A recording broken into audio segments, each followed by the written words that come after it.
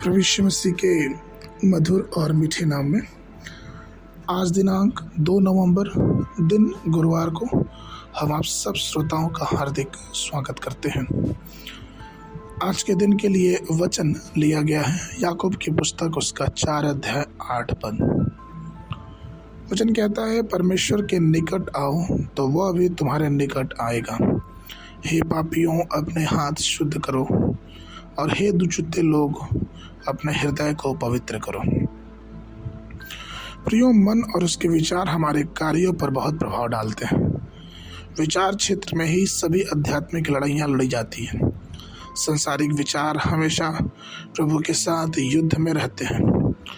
आप अपने हृदय को केवल परमेश्वर के वचन के साथ अपने मन को नवीनीकृत करके ही शुद्ध कर सकते हैं।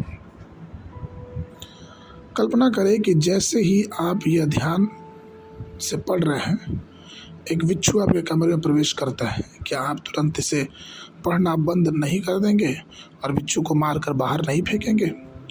इसी प्रकार प्रियो, जब भी हमारे जीवन में कुछ बुरे विचार हों तो उसे तुरंत नष्ट करके अपने जीवन से बाहर निकाल दीजिए।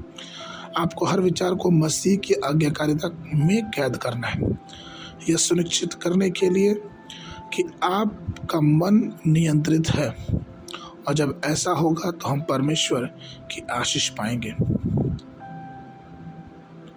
हमारे प्रभु यीशु मसीह के विचार कैसे थे?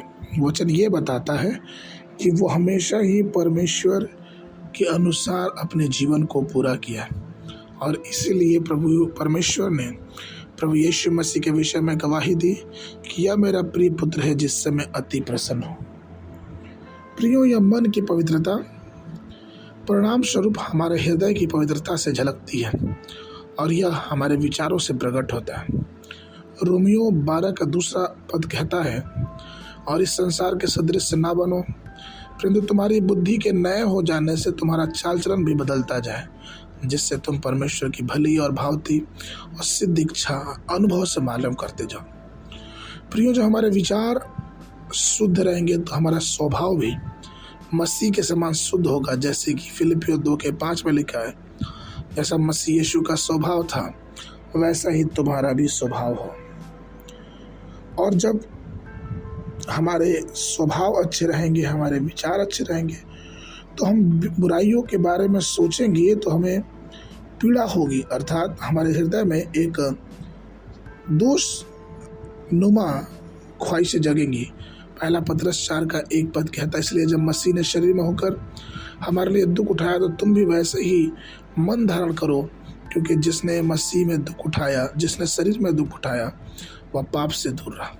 प्रियो, यह हकीकत है कि केवल कष्ट के माध्यम से ही हम पाप से अपने जीवन को दूर कर सकते हैं और पवित्रता को स्थापित कर सकते हैं।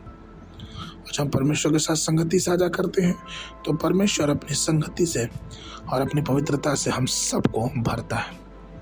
आज के मनन के लिए रोमियो की पुस्तक उसका 8 अध्याय 6 पद, क्योंकि शरीर पर मन लगाना तो मृत्यु है, परंतु आत्मा पर मन लगाना जीवन और शांति है।